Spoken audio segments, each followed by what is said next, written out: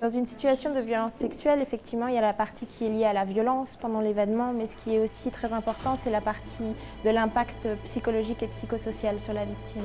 Une victime va être prise en charge de manière holistique, dans les meilleurs des cas, et on va proposer à la fois des soins physiques qui sont très importants, parce que bien évidemment, c'est une urgence médicale, mais aussi en même temps proposer les soins psychologiques et le soutien psychosocial. Je vais parler d'une femme que j'ai rencontrée en RDC qui est venue chercher du soutien dans la maison d'écoute. Elle avait entendu les messages de sensibilisation qui disaient qu'il existait une maison d'écoute où on écoutait la victime de manière confidentielle. Et c'était une de ses préoccupations, c'est-à-dire une fois racontée son histoire, où va partir son histoire. Elle n'arrivait plus à manger, elle n'arrivait plus à dormir, elle n'arrivait plus à sortir de la maison, elle avait honte. Elle se sentait apathique, elle n'arrivait plus à s'occuper de ses enfants.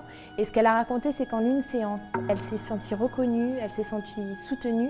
Et ça lui a permis, dès le retour à la maison, de petit à petit récupérer et pouvoir retourner dans ses activités quotidiennes.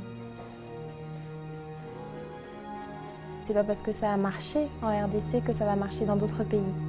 La réponse de prise en charge aux victimes de violences sexuelles doit être adaptée au contexte.